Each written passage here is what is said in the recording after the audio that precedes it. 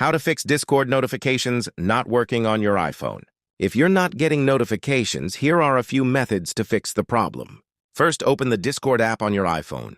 Tap on your profile icon in the bottom right corner. Then hold down your profile picture. Make sure your status is set to online.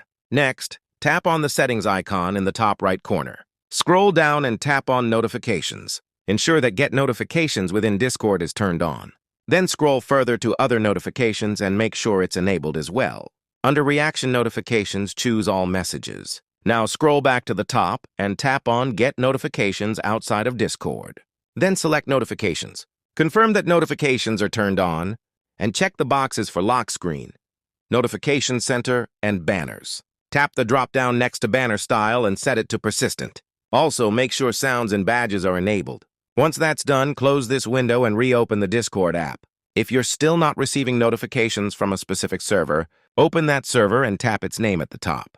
Go to Notifications, make sure All Messages is selected, and verify that mobile push notifications are turned on. Thanks for watching.